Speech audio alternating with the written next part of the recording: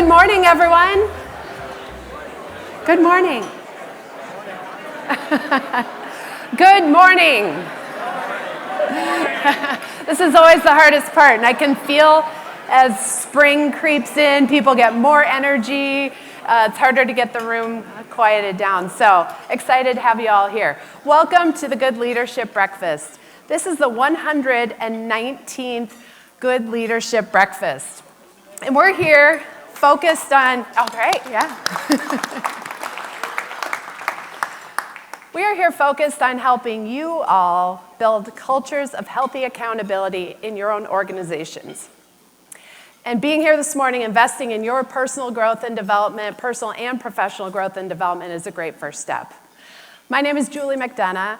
I am the Private Banking President and Twin Cities Market President for Old National Bank. And I'd like to turn your attention to our screen for a commercial from our presenting sponsor, Old National Bank. Gotta say, I am really grateful for our partnership in this expansion. Glad Old National could help finance it. You were there for me. With ideas around cash flow management and working capital Collection. With all our new hiring, now we can talk about those retirement plan services. Oh, yeah. I'll tell you what, I just wish you were here right now. I am, Phil. I just... Came in the wrong door. I'll come to you. It's time to call a commercial banker who thinks as big about your business as you do. Old National Bank, where relationships and results meet. Okay, and I'd also like to say a big thank you and recognize our meeting sponsor this morning, Evolve Payment. Evolve goes above and beyond merchant processing by engineering accounts receivable solutions that have a lasting impact on your cash flow. With 20 years of experience and a team of seasoned professionals, they are well equipped to eliminate your fees and drive real change to your bottom line for lasting results to your business. Thank you, Don, and the team at Evolve Payment. Where's Don? Thank you. Okay, we get to jump right away into one of our favorite activities at the Good Leadership Breakfast, the 7 F's wheel. JC, take it from here. Well, good morning, everybody. How are we doing? It kind of actually feels like spring outside, and it is spring, so it's nice when those two things line up. And my name's JC. I get to help make this morning what it is with some practices that we do every single time. So if you've been here before, you've seen this many, many times. If you haven't been here before, you will see this many, many times when you come back to the breakfast. And it's for that exact reason, right? It feels like spring outside, and it is spring. Sometimes where we are and what we're experiencing don't line up. This exercise helps you line those things up. So you'll see in your pamphlet on your table today, the 7 F's wheel. You can also go ahead and use the QR code to go ahead and pull it up on your phone if you would like. The 7 F's wheel helps you align the things that are always going on in your world into this current moment with the people around you. That's the beautiful thing about this breakfast. You may be sitting at a table with people you know and people you don't know yet. That's what I like to call strangers. By doing exercises like this, it allows you to go, wow, we just had a moment together. And in that, the cathartic shifts that we find in this breakfast every single month start to come to life. So here's what you're going to do. You see there's 7 spokes in this wheel. Faith, family, finances, fitness, friends, fun, and future. What I'd like you to do is to go ahead and circle 7 numbers. 1s are, this thing could not be any worse in my life right now. 10 is, this thing could not be any better in my life right now. And don't shy away from circling a 1 or a 10. Because here's the deal, if you do this exercise every single day, then you get to see that life is a collection of highs and lows. So I hope your wheels are spoked up. The 7 F's Wheel Insights tool is sponsored by Irish Titan. Darren's not here today, but I know we got some Titan energy in the room. They use this tool day in and day out to go, here's where we are, and here's how we move forward. So, we have Evolve right down front here. Hey, Evolve crew. We got some Titans in the room. And one of the other things we always do at the breakfast is live polling. So you can go, what's the energy and the belief and the structure and the influence in this room right now? And our polling is sponsored by Cadre right up front here. Mental health platform that's showing the world there's lots of different ways to be well. So connect with the people who make this breakfast happen today in your free time. But what I'd love for you to do right now is pull out your phone, click the QR code up here, or if you'd rather, type in the web address. And we're going to go ahead and do a little bit of polling. The question is, which of the 7 F's took you the longest to rate how you're actually doing today. You know, Anne is going to come up in a bit and share about her journey and her leadership and her guidance, you know, within the space of helping people move efficiently. And I always love saying, movement is about getting to ready position fast and first. And you may go, how am I doing with my finances today? How am I doing with my faith today? So as we go ahead and settle on in, go ahead and settle in to answering this question with a little bit of polling music. All right, here we go. So as you look up at the screen and the numbers continue to pour on in, you can go ahead and see. Future is 24. Okay, I was going to say, I think Future just dropped off the bottom of the screen there. But as we go ahead and see here, your life requires you to take some time and go, so how am I doing? Future, 24%. What does that look like? What are the things we don't know yet? What is fun? What you find to be fun may be different than what the person next to you, thinks of as fun. Finances. Is that finance of money in the bank? Is that money, as Paul always says, to fund the things that are important to you? But hopefully today is one of those opportunities for you to get to ready position a little bit faster, a little bit more prompt. All right, Julie. Great, thanks. Well, I'd be remiss if I didn't offer our services, given that I work in wealth management every day. If you're feeling uncertainty in that category, you know somebody to call. Before we go any further, I'd like to introduce another one of our longtime sponsors and friends of the Good Leadership Breakfast, Steve Ryan from Taft. Come on up.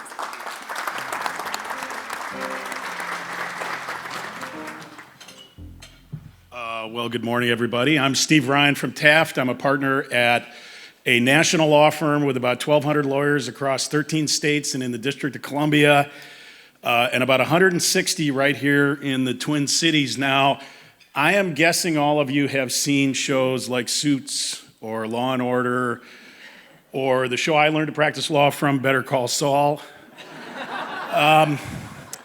And you all think being a lawyer is really glamorous, but I'm going to let you in on a secret this morning.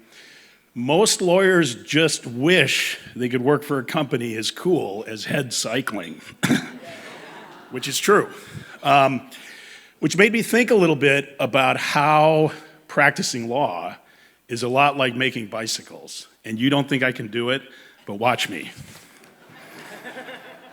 So, what are great cycling products other than tools that help the cyclist win races?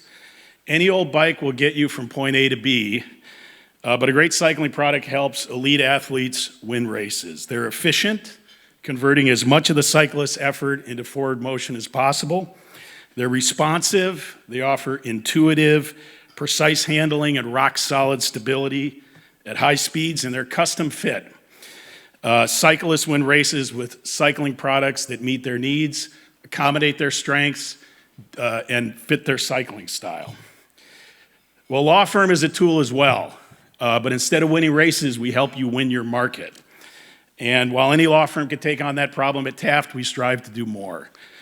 We strive to be efficient, taking your time, trust, and resources and turning them into rapid, efficient solutions. We aim to be responsive, anticipating the shifting legal landscape, and work to keep you in control of your business. And we know our clients need custom fit solutions, the right resources brought to bear at the right times. The lawyers at Taft will never be as cool as the fine craftsmen and women at Head Cycling. But one thing we share is a commitment to excellence and to winning. So on behalf of everyone at Taft, thank you for being here this morning, and I'll send it back to the Good Leadership team. Thank you. Thank you.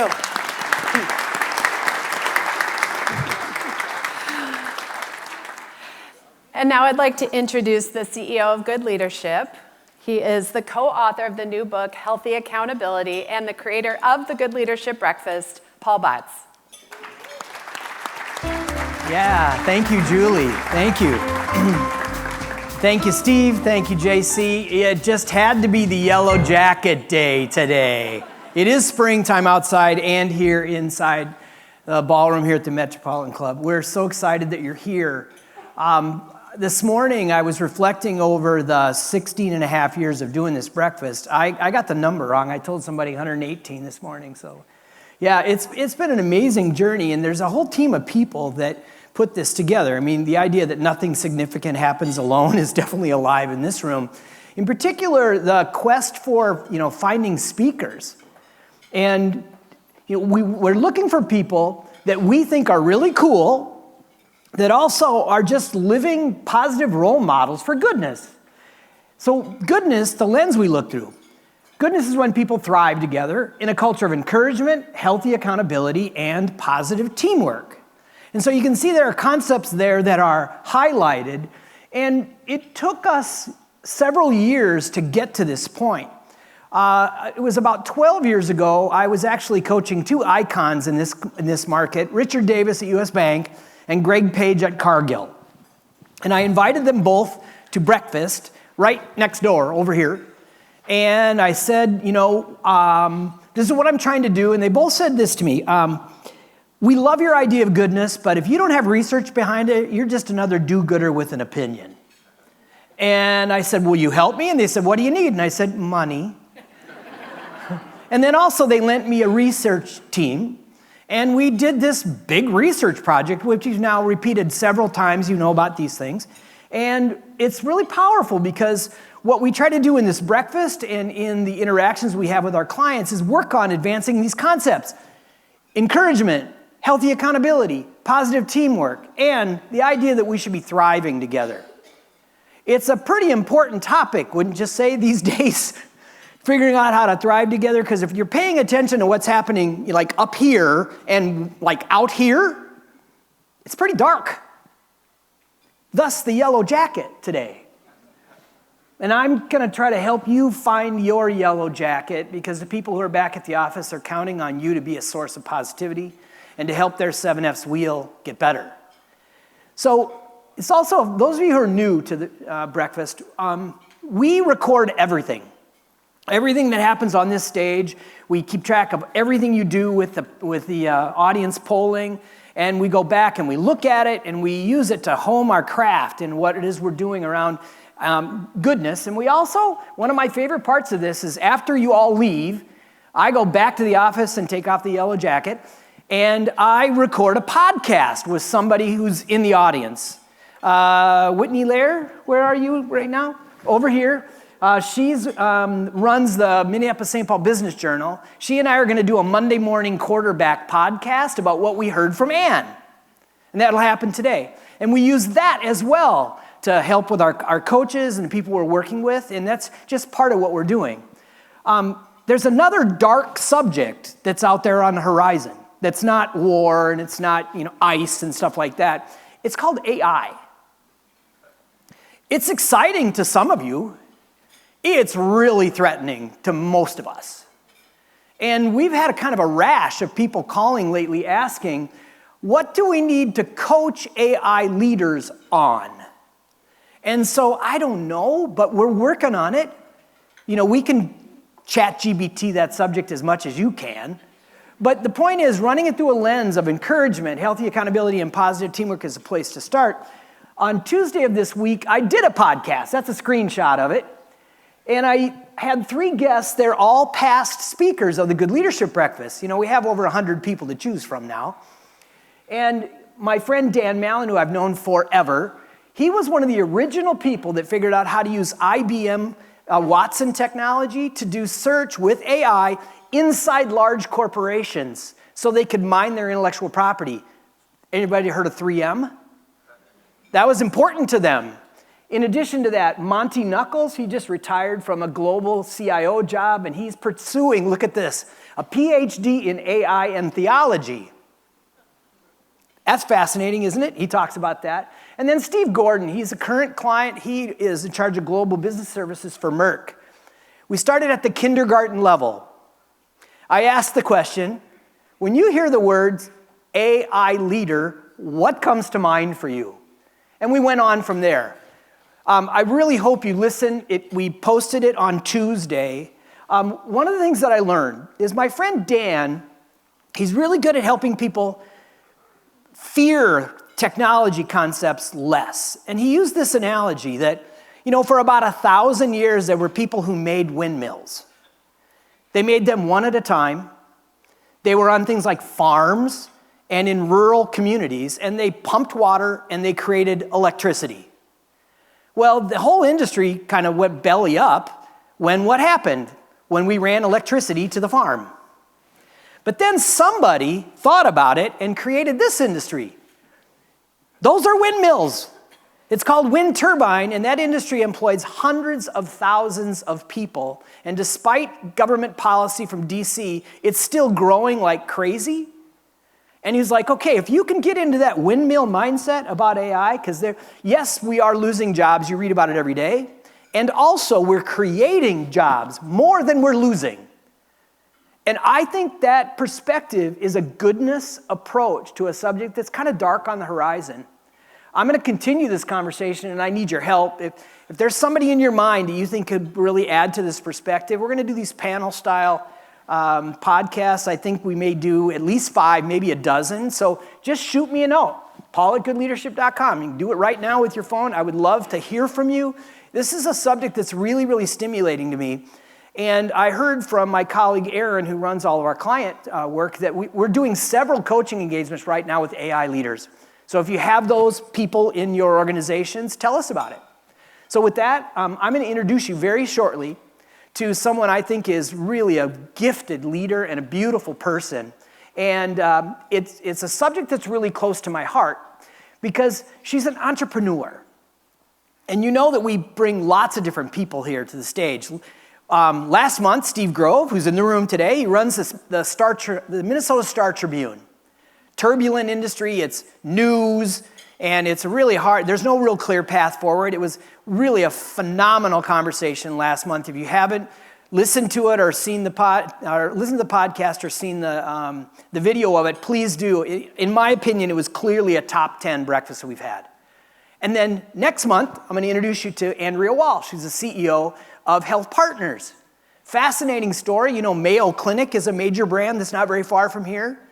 And then United Healthcare is a major brand that's not very far from here. Health Partners has both a care delivery system and a health plan. She's got a fascinating perspective on how to compete there. Our speaker today runs a business very much like mine, an entrepreneur. We haven't told many of those stories lately, but I'm super excited to do that in just a few minutes. Back to you, Julie. Great. All right, thank you. Before we get to our speaker this morning, we have one of our favorite traditions. If you go to your local hardware store, this is called the Handy Paint Pail. It's an invention by a good friend of the breakfast, Mark Bergman. And here we call it the bucket of goodwill. So what I'm going to ask you to do is dig deep in your pockets or purses and donate generously to this. We take cash, checks, IOU. You can scan the QR code and donate electronically. Step 2 is to put your business card in here. And at the end, we're going to have Ann draw a name out of here. Somebody from the audience will come up and you get to donate all of the proceeds to the charity of your choice. Mark Bergman and our friends at Handy Paint Pail match that, so whatever you contribute will be doubled. And just ask you to think about how lucky we are to be here this morning, the professional connections we're making, wonderful breakfast, and dig deep and be generous. And we'll be back in a minute. All right. Well, as you continue to make your donations to the Bucket of Goodwill today, we're going to move into another one of those things you'll always experience here at the breakfast. I enjoy saying every single time, the intent of this breakfast is to happen through you and not to you. Right? There's a lot of information, a lot of perspective that comes from the stage up here, but through polling, through audience questions, and through you simply being in this space and taking what happens here out of this room, you impact your workplace, your family, your world, your community. So it's time for a little bit more polling and then a table discussion and workshop. As if you've been in this room or if you've been in the space of good leadership, we've been doing a lot of research on this idea of healthy accountability over the last couple of years now. Accountability, the word in itself, is probably normally seen as a net neutral or net negative, punitive type of word. So we've been working but we know accountability can drive the things we care about forward. So we're going to dive into one of the most important sticky elements of this high accountability research and what it's moved forward. And it's the idea of high and low accountability language. And you may be going, well, what's What's low accountability language? What's high accountability language? Here's some examples of low accountability language. Hey, I'm on it. I got it. Oh, I'm too busy. Oh, they should have told me. We're working on it. I haven't had time. These things come out of the depths of our soul without even thinking about it. Right? Someone says, hey, how's that thing going? Up, yep, it's good. And you go, okay, was it good? What did they actually ask? And you walk away going like, oh, okay, it's good. And you realize, I actually didn't receive any information or any clarity. Low accountability language. What's high accountability language? Hey, you'll have it by the end of the day. That one still kind of feels good, right? It's like, oh, good. I asked them do they have the thing, and they said yes, and they put a timestamp. What about who's the pilot? Please help me solve for. Can we negotiate a different timeline? What trade-offs can we make? No, we're behind. Do you want what I have so far? Because you're not going to have everything by the time you wanted it.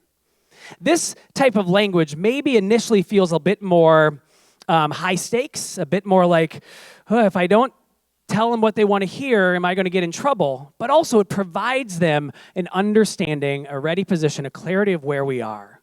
So one of the big tools that when we work with organizations on healthy accountability is how do you start shifting to using more high accountability versus low accountability language? Let's get your phones out again for another poll. Let's tap our current organizations. In your organization, you currently hear more high or low accountability language being used. So clear as mud in where we stand in this room, right? 50% on one. Oh, are we literally going to go 50-50? Come on, one more person, just set it up, just so we have this wonderful cathartic moment. Here's the deal. The question was, in your organization, but the deal you walk into a room like this, or the moment you punch out and you walk back out in the greater world, does our world assume that if they use higher low accountability language, that they're going to be received in one way? No, they don't. You can, in your organization, create some really beautiful shifts in going, we're going to amplify the voice of using clear, time-stamped, courageous language to say, you know what, I'm going to tell you what you need to know because we're doing something here together, and if we do it together, we're going to be able to move somewhere. That's a pretty astounding 150 people right smack dab in the middle, which means when we walk into that big world, there is not clarity here. Let's do a little word cloud.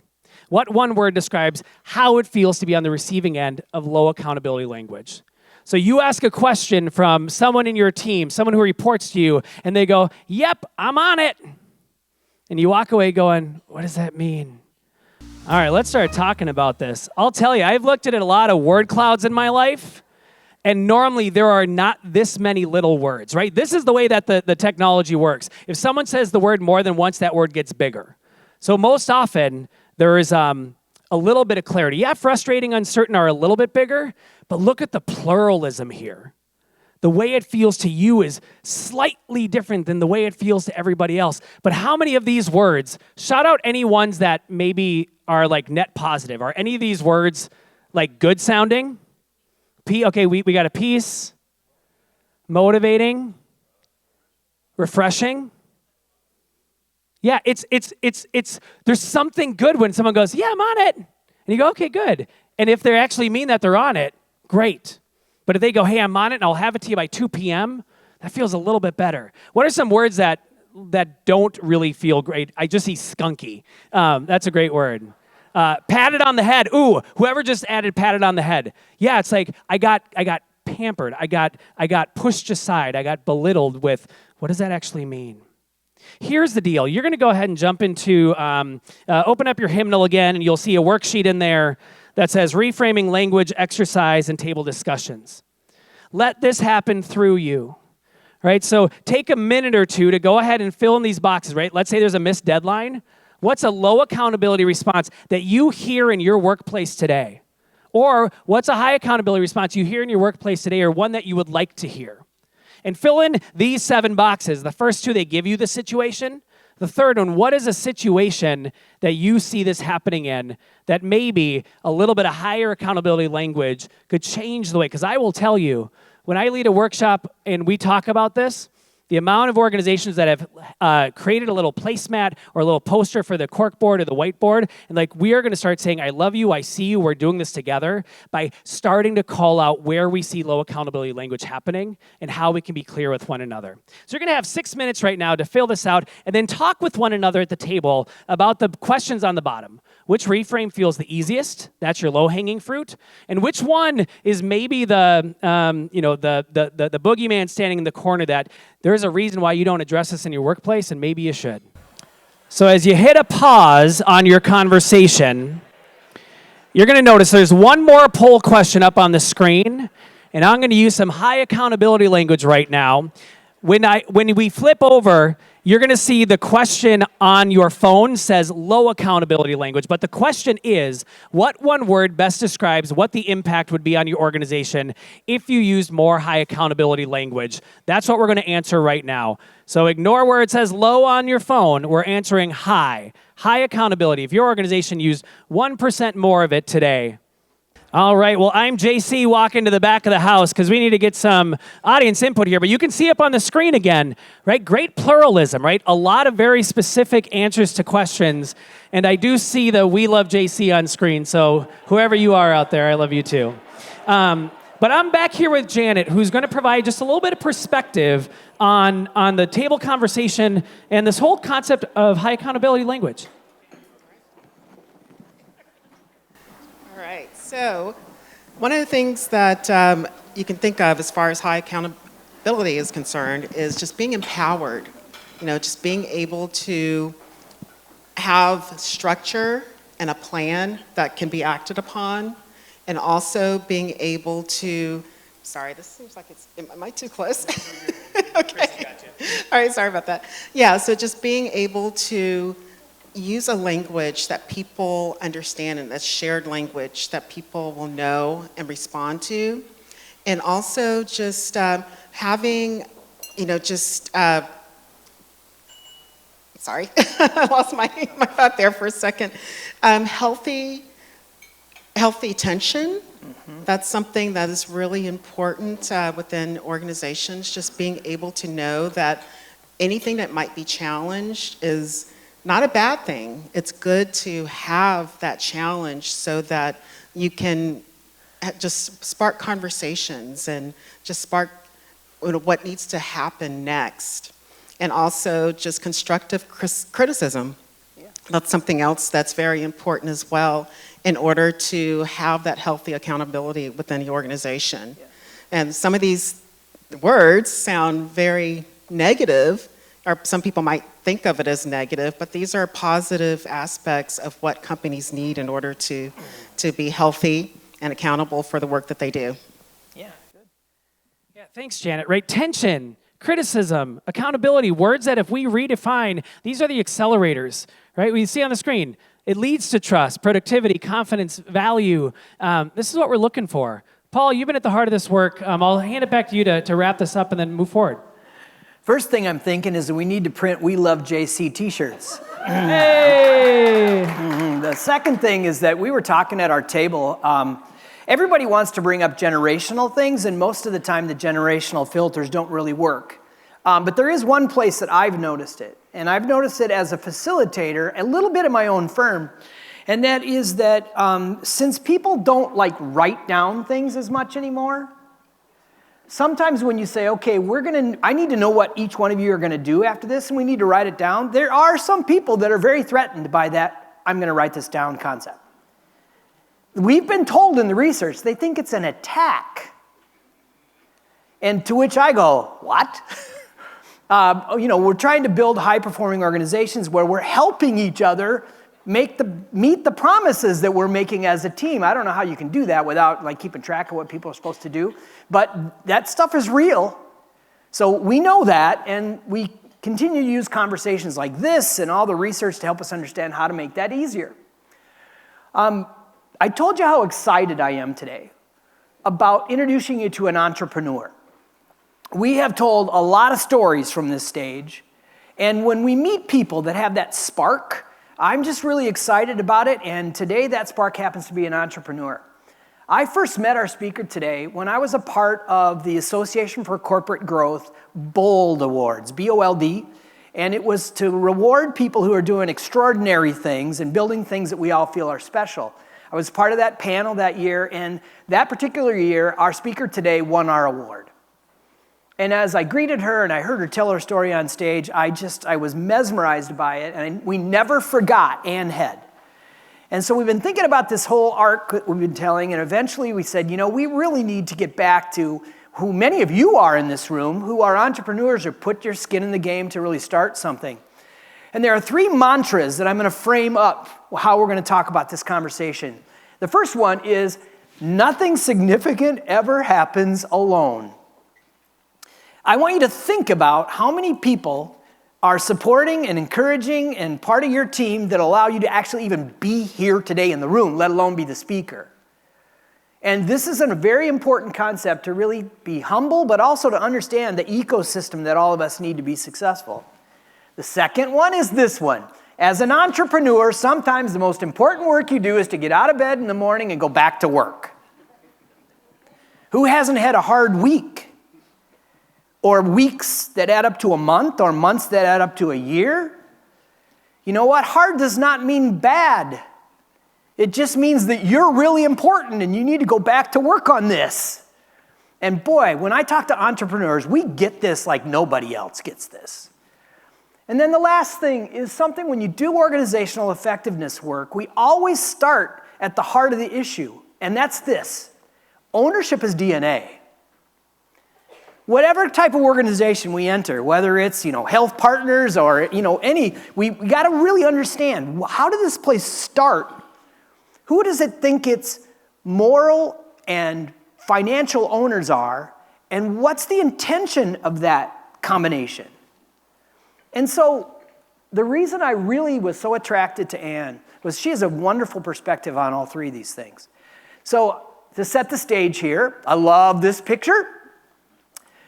Ann is a person who tells us right out loud she carries her faith through everything she does. She's completed 8 Ironman, and I wonder about the word man in that context. 8 Ironman World Championships, and she's the first Minnesota woman to ever do that.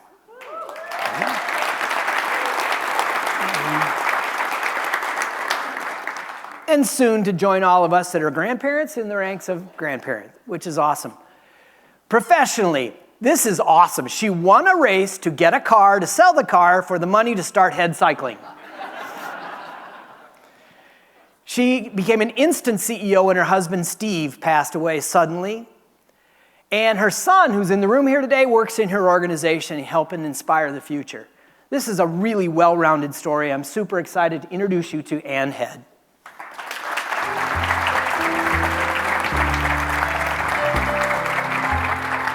Good morning. Thanks for being here. Yeah. Okay. This is a tall chair. Yeah, Ann and I both struggle with these stools. Okay. I have more practice than she does. Made it. Yeah. So not too So Ann, when you hear me say the words building a culture of healthy accountability, what comes to mind for you? Okay, first, I am so thankful to be here. I want to thank all of the good leadership people, and especially Paul. Thank you for Evolve and all the other sponsors here. The good leadership has been like inside me for a long time. And I was telling Paul earlier, I was at an event a couple weeks ago, and I had to introduce a keynote, and I talked about the 7 F's when I introduced him.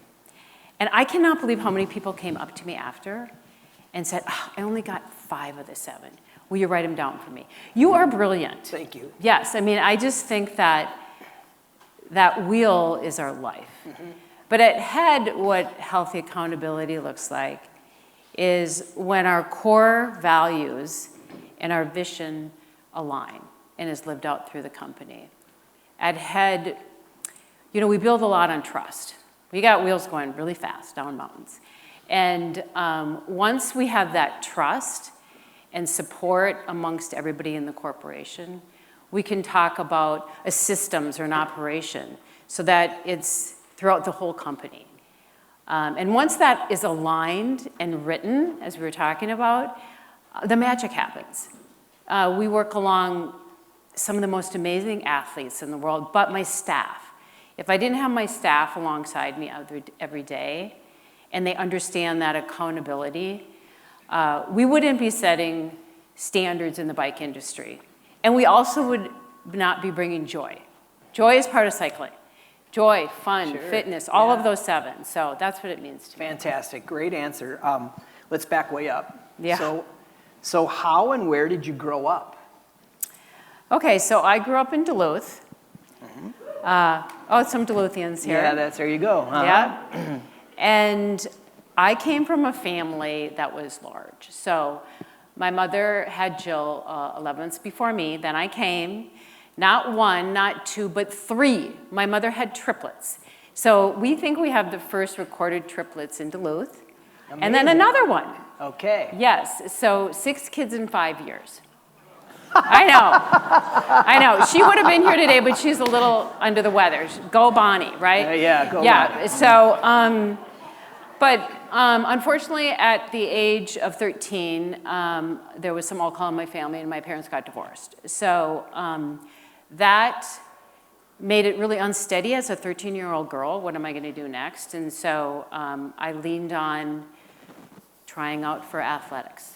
And so that's kind of been my solid ground and kind of where my future began when I was a young girl.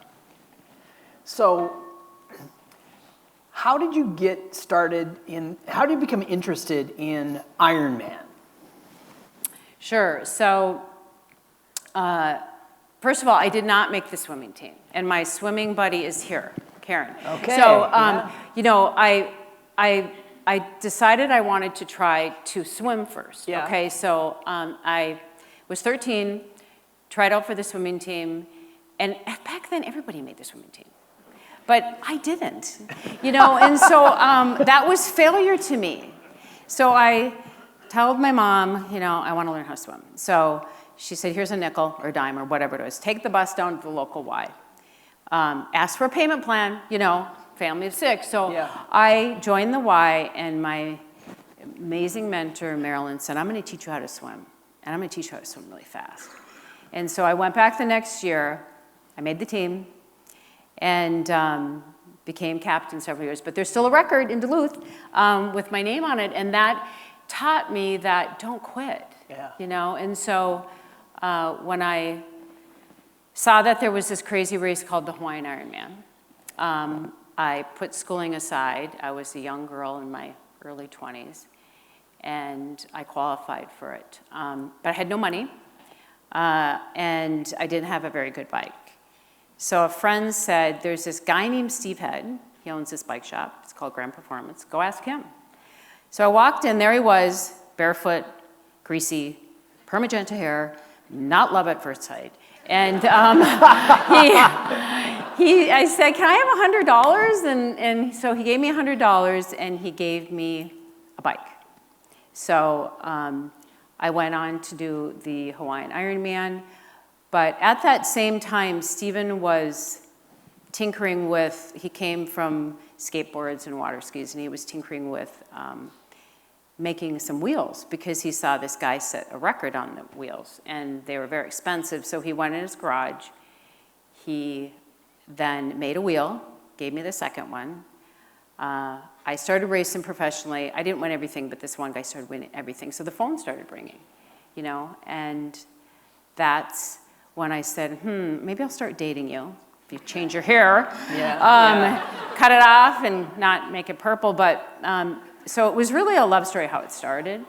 And Stephen would come to the Ironmans and everything with me. But, you know, people wanted these wheels, and we just didn't have the means to start this business. So, like you said, I saw a car, went and won that car. And funded the business. Funded the business, went to several banks. I don't think you were around Old National back then. I don't know, but I was turned down by tons of them, you know, because here I'm this 20 girl holding this bike wheel. But one listened, and it was $14,000, which is a lot of money. And so that's how we started the business. Amazing. So what is the business today? So we know it has something to do with bike wheels, so talk to us about that. And then also, you know, who are the customers? Who buys these wheels? Sure. I wish I could like zoom you in. So so first of all, we're in Roseville. And if you walk into the facility, if you take a hard left, there's a great coffee machine, you know, Italian. And then, but if you look on the walls, it's full of memorabilia from Tour de France, Ironman, all that.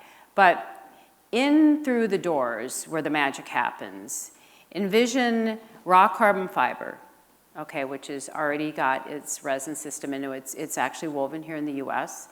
Envision that you would see all kinds of elves, you know, and it's all handmade. So we have all of the tooling.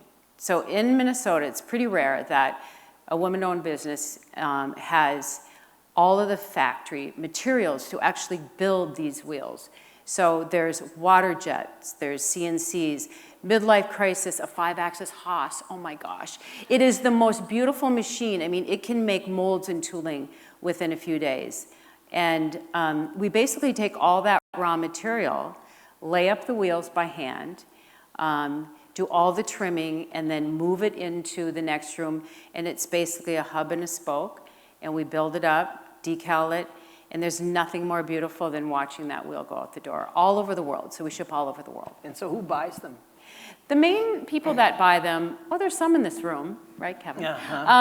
So there's both. So when we started, it was very serious racers. So there was this phone call I got one day from this young kid, and he was an athlete, and he said, I don't have money to buy your wheel, but I'm gonna be really good someday.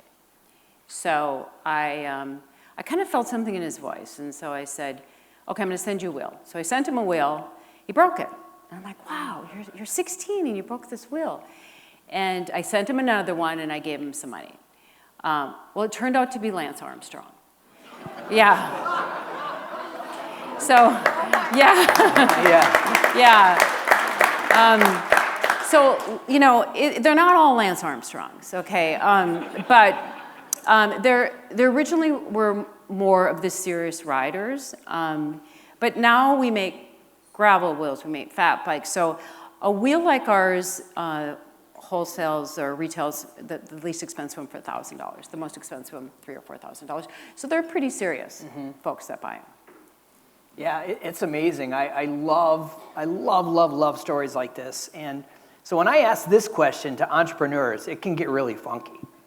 So we know there's no straight line between there and here. Right.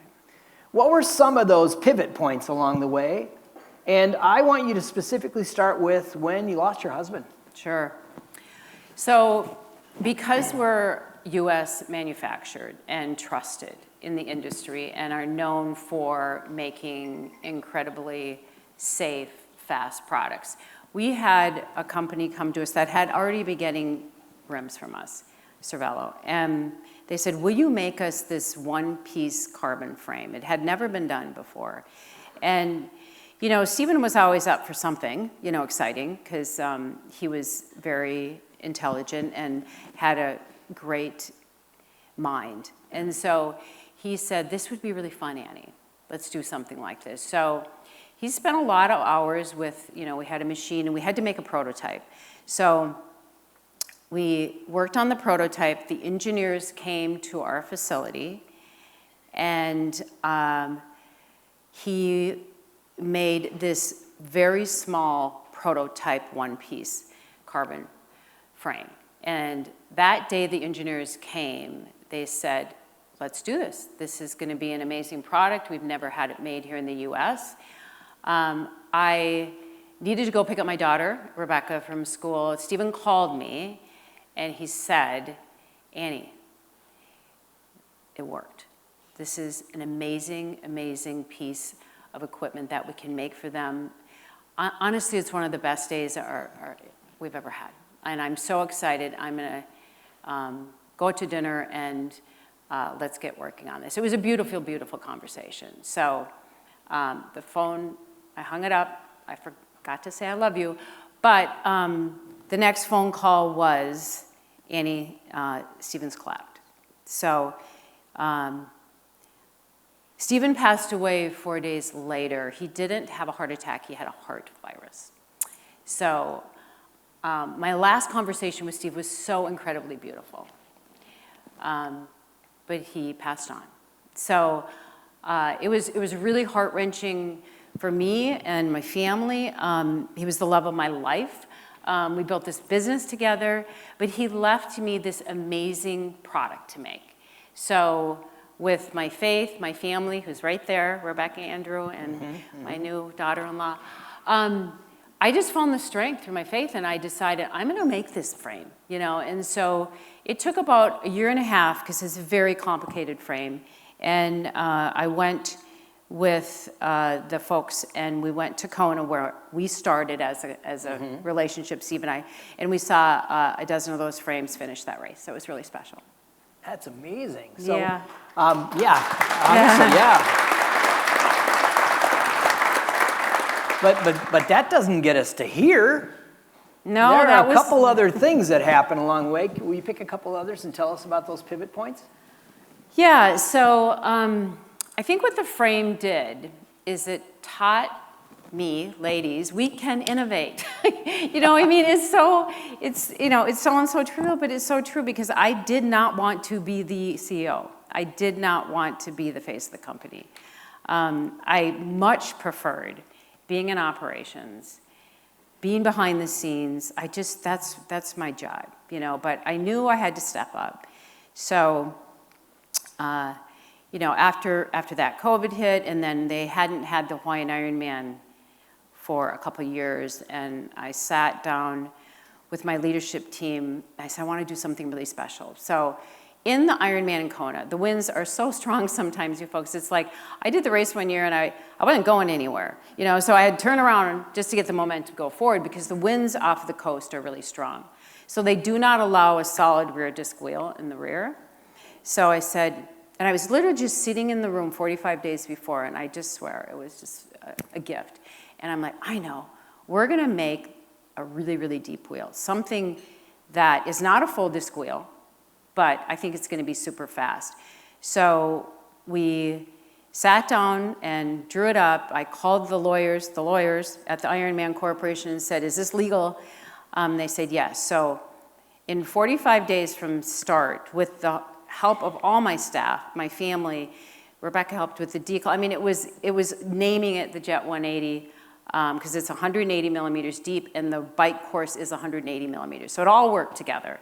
But I was so scared, incredibly scared that this was gonna blow up. You know, like seriously, these athletes are going 50 miles an hour, you know? And so I brought 6 for women, 6 for men. The women raced first, and we had some in the top 10. But man, that Sam Laidlow, he took off, and he set the record by 6 minutes. It was amazing. And we had 3 other guys in the top 10. So that was a pivotal moment, A, for the company, and belief in me that I could innovate. So how many people are in the organization now, working in the organization? So right now, we have a pretty lean crew. So right now, there's about 28. When I was doing that frame, because it was like actually like a whole nother business. Yeah, I mean, it was, yes. And we made several of them. We had about 45. So once that project ended, because they wanted to charge less for it after. I said, I can't do that. We're in the US. We have to pay people. Yeah. So it moved. And it was actually a good thing. I think it lost some of my momentum for a while for wheels. I was really concentrated on that frame. So it's really clear to me what the joys are in the business. I mean, you can just feel that, right? It's amazing. What's hard about it now? What's difficult about running this organization today?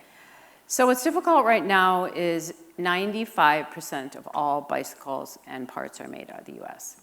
So what I'm competing against is those large Treks, Specialized Canada, and they're good folks, don't get me wrong. Yep. Some of them have licensed some of my patents, so we've been able to get some funds that way, but kind of like the industry is in general, everything wants to come together in one piece. Yeah. So I'm competing against the larger organizations with wheels that look like ours, but they aren't, you know, they don't have our patents.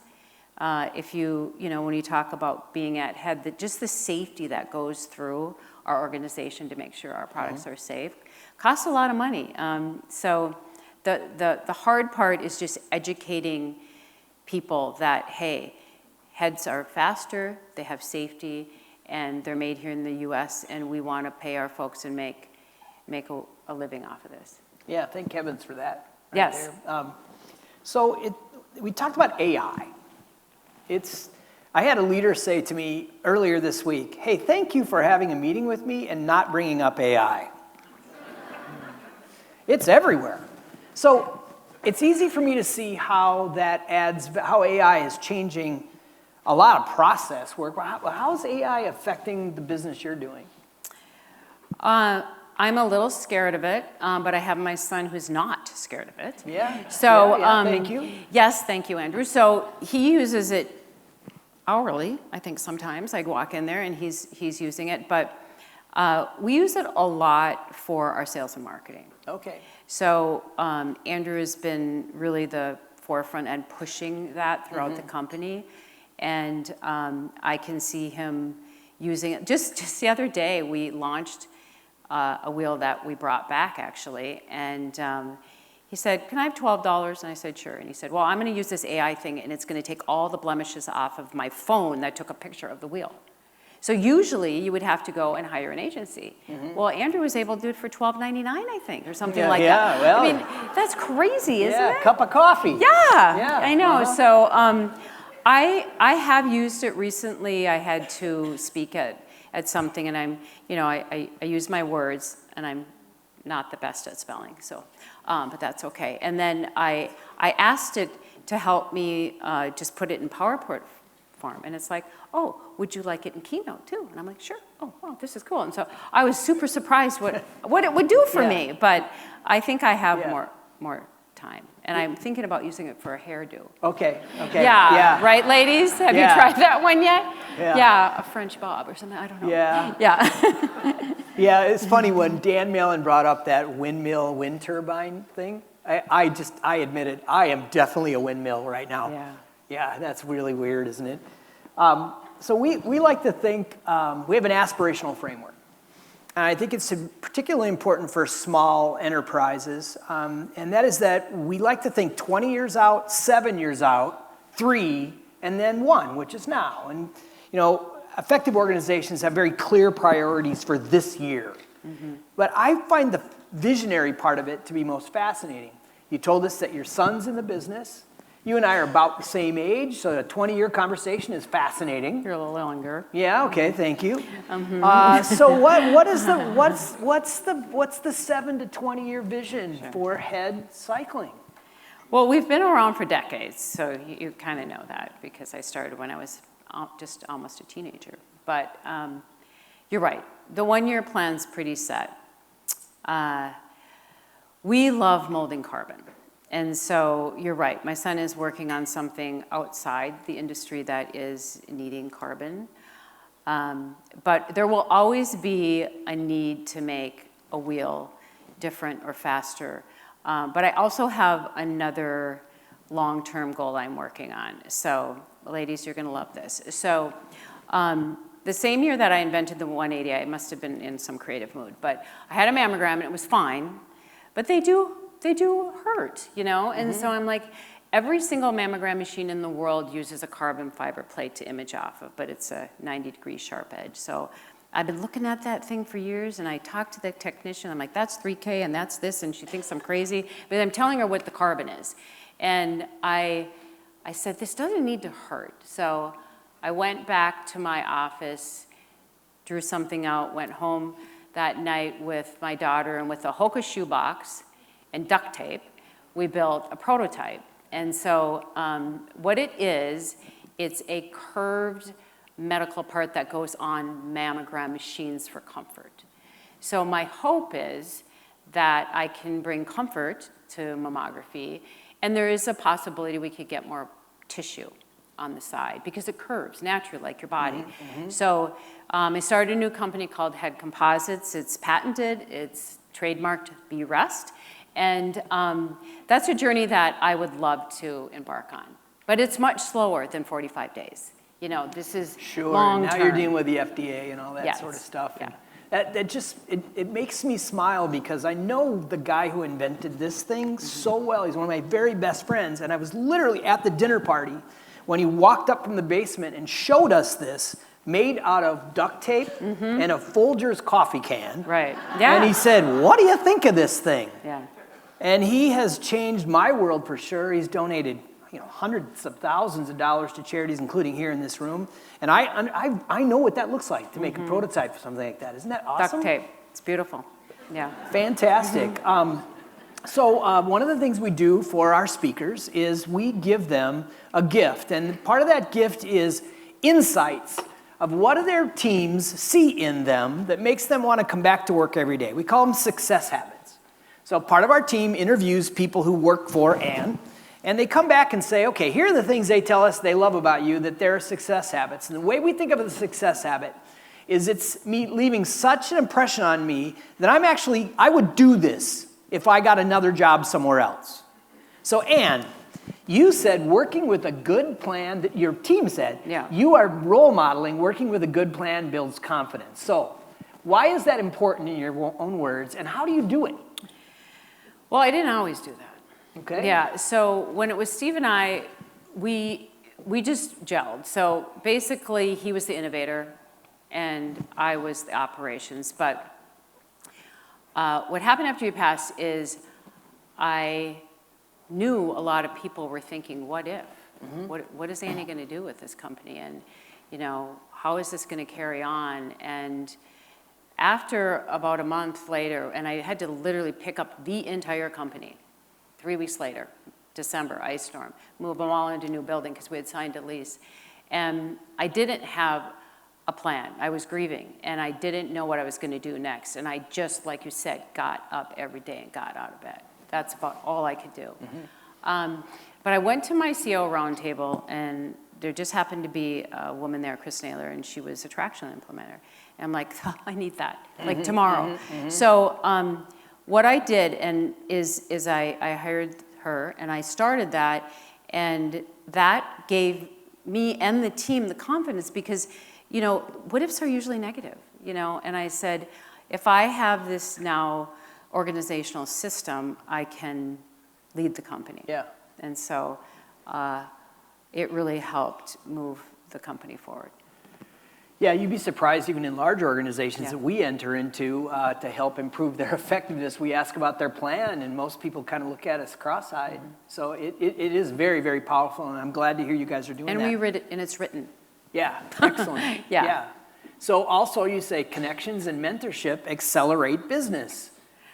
Sure. So in the beginning, I was racing, and the connections just happened because, if you bring your husband with you to a bike race and somebody's wheel or something breaks, you have connections for life.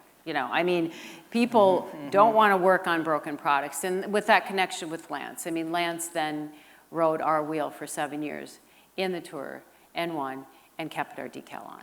So I couldn't have afforded to do that, But I think what is so important to me is I felt there was times I got in a bubble, meaning I didn't think I needed mentors, And so you think you're doing fine and you're rolling along, but you do need mentors. I don't know if Jeff's in here. Other people have God-given gifts that I do not have, And so I was afraid to ask for help.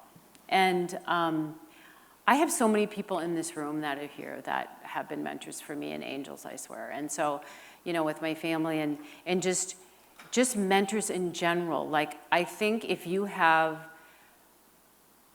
a crazy idea like I had or something, and you run it past somebody, they're going to give you honest truths, like you said. Yep. But if you have something like inside of you and it's knocking at you, you can't sleep at night unless you just go for it. Yeah. And so I just say, put your courage cap on, you knock on that door, and you just go for it because you're the only one that's going to make it happen. But don't do it alone. I have no desire to do any of this alone. It's no fun doing it alone. So just do it. Very compelling, and somebody else owns that, by the way. Just do it. Oh, yeah. Sorry. Yeah. That's So, not me. But put your courage cap on. Yeah, that's I right. don't know about that. No, That you could know be what? new. I think you might be able to earn that one. Yeah. Right. So you say embrace trench leadership. Now, I've been doing this work a long time, and no one's ever brought that success habit up. What does that mean? That would be Andy. He's been with me for over 30 years. So I might micromanage him once in a while. I know, sorry. But there's nothing more engaging for me when, I'm an early bird, so I get there early in the morning, and you turn the lights on, and you see the machines come on, and you see your employees walk in, and you wish them good morning, and you say, everything okay? And no, Andy, that tool didn't work right, or carbon doesn't seem right, or, this isn't feeling right, or yeah, I had a great day yesterday. We made all the parts in manufacturing. We don't want scrap, right? Because that goes in the bin. So I do love walking in and just having my hands in there. And I think it builds trust. I don't just, sit in my office. I wear a lot of hats, but I think unless you're in it with them and they're the folks that are firsthand making your product, it builds a lot of trust. Yeah, you wear the courage cap. Yes. For sure, yeah, that's right. Yeah. JC is somewhere here, up there. Right up in the middle you have here. someone in the audience that has a question. Yep, we have Mary here with Hi, a question Mary. for you, Ann. Mary's been to 110 of these 119 breakfasts, so fun to see you. Fascinating. I live at the other end of your world where I have a company, HealthSource Solutions, and we're focused on worksite wellness where we're trying to encourage people. They probably have 1s and 2s on their 7F wheel, and we're trying to get them to 5s, okay? Okay. So it's kind of the other end. And my question is, Ann, as you're looking forward, you're working with the elite of the elite. What are you doing to bring along the next generation? I mean, you're up against e-bikes and these electronic things that safety is an issue, but how are you bringing your business forward, looking in the future to how do we get people moving and how do you generate the excitement around the next generation? Awesome question. Sure. So I'm on the board for Peoples for Bikes, also for Free Bikes for Kids. So Free Bikes for Kids is an organization that does give bikes to people that normally wouldn't be able to purchase those bikes. So it's dear to my heart to see young folks. But you're right. A lot of the kids are on their phones. And those e-bikes are not actually e-bikes, they're e-motos. And they are creating havoc in the industry right now because people are getting injured or dying on them because there's no regulation. But I find grassroots athletes. I was, like I said, a 20-year-old kid trying to earn a living off of triathlons. I go to events and I see some of the up-and-coming athletes. And, normally what I do is just, get them a couple sets of wheels or something. But I encourage them to keep racing. And so part of my sponsorship dollars goes to young men or women, people of color, non-binary. We're very open about let's get as many people on bikes as possible. But I go to those events and I watch and I look for younger folks. And I do help sponsor some of the USA Younger Cycling people too. That's an awesome answer, and you're almost making me interested in riding a bike again. Well, there's e-bikes too. You just go ching. Yeah, that's exactly right. So we have been doing this breakfast now that we're in our 17th season. You heard we're in 119 episodes, and for about 100 of those now, I have been asking this exact same question at the end. And that question is, can you tell us a story about how you know for sure that goodness pays for you in your leadership? Well, I've been doing this a long time, and I've had employees come and go, and I've had athletes come and go. So I think over the years that I've tried to treat as many people as I can with kindness, And so I have lost, like I said, Lance, the first time he got on a pro cycling team, he was riding a French brand of wheel called Mavic, and he had to ride that wheel because that's what the dollars were for. And he said, nope, I'm not riding that wheel. I want a head wheel. So, had I not listened and helped him in the beginning, but I've actually had several employees come back, and some have left, come back. But in general, I know that kindness and goodness does well when I can see these folks years later, and some of those pro athletes are actually now buying the wheels for their kids, so, because we've been around a long time. So it's just being kind. What a beautiful story. Thank you. Give it up for Ann, please.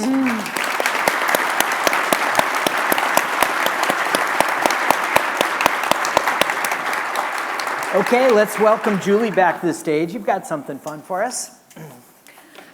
I do. And before we do the drawing, Anne, as a thank you for being here and sharing your amazing story, Good Leadership will donate $1,000 to the charity of your choice. Do you want to tell us where that's going and why? Yes, the two people are sitting in this room, Terry and Christian. They are the founders and the acting president of Free Bikes for Kids. So it's a local organization right here in Minnesota, but it is worldwide. And Terry collects over, how many bikes, Terry? We've given away over 220,000 bikes. Yes, yeah. So very, very amazing organization. So that's where I'd like my funds to go. Awesome. Yeah, Wow. Terry was a speaker around speaker maybe 40 or 45, so that was a while ago, and we helped you get that going. That's a great source of pride here. Thank you. Yes, okay. Well, I'm excited to share. Today in the room, we raised $1,814. So with the match, we have $3,628 to give to a charity. Yeah, somebody's going to do that. Right? Yeah. Okay, I don't have my cheaters on. Okay. Okay. Well, I'm Yeah, still I holding it know. out here. Yeah. Dan Murray from Chase. All Where's right, Dan? come on up. Where's Dan? Come on up. Yes. Yeah, right here in front. Yeah, come on this way. Yeah, there you go. Yeah, usually people are in the back of the room. I'm grateful to meet you. Thank you. All right. Okay, good morning, Dan. Thanks for being here. What Yeah. brought you here today? Don and Evolve Okay. invited me, so Well, thrilled to be wonderful. here. Thank you. Okay, you have $3,628 to donate to a charity. You want to tell us where that's going? Yeah, absolutely. So I sit on the board of directors for an organization called Breakthrough T1D, and they support families who have typically children, but adults as well with type 1 diabetes. So. Awesome. Fantastic. Thank you so much. Yeah, thank you. Okay. Yeah, don't go far. We'll take a picture. Yeah. Good. Okay, thank We you. can go down here. JC? All right, one more round of applause for Ann, everybody. Yeah.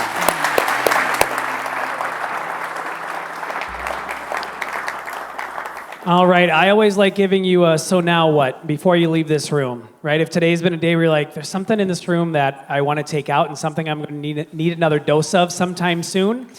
May 15th, Andrea Walsh, as Paul said before, President and CEO of Health Partners. That's our next breakfast, and then we take the summer off before we kick into September. But not only do I want you back in the room, but I need you to think of that person who needs to be in a room like this. In the age of influencers, we're often led to believe that we all don't have influence. You are the most influential person to the people who care about you. So who needs your invitation to be here on May 15th? Send them a message right now before you leave this energy. But before that, if you're like, gosh, I wish I could come in this room a little bit earlier, on May 6th, the inaugural Thrive Awards, co-produced by Good Leadership Gallagher and Twin Cities Business, will be right here honoring HR business leaders in Minnesota. Because HR leaders are doing a lot more than process and protocol, right? So as we think about celebrating them and raising them up, the innovation that they're bringing forward, it's so great that we're going to be able to be right back in this room on May 6th. 3 to 6 p.m. The 4 awards that will be given out from a very large pool of nominations that were submitted will be the Next Gen HR Leader Award, the HR Innovator Award, Empower HR Award, and the Good Leadership Award. So tables, half tables, you can email Jill DeVell at jill@goodleadership.com to go and talk about being in this room. And then individual tickets, if they're available, will go on sale on April 20th. But for right now, I'll go and hand it back to Paul to wrap up today. Yeah, we're investing heavily in HR because we have this idea that HR can be as influential as the CFO. And we're going to do everything we can to support that as we go forward. I'm also really, really proud to be supporting what I call enterprise. If we go back and think about the dialogue that's happening way up here and the dialogue that's happening way out there, it's divisive, it's toxic, it's dark noise.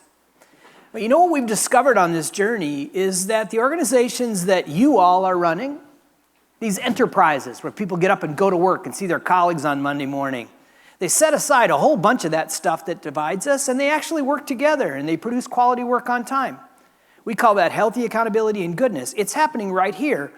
Enterprise is where the United States of America, our culture, is the healthiest. And it's the healthiest it's ever been. There's a whole bunch of data to support that. Thank you for doing that. That's us at work. I'm going to remind you that we rally around this idea called goodness. Goodness is when people thrive together in a culture of encouragement, healthy accountability, and positive teamwork. We know goodness pays because goodness grows. That's that enterprise thing, and you certainly saw it from Ann here today. And then finally, we do what we do with this mission in mind. We think our job is to spread goodness through good leaders, that's you, because we've proven that goodness pays.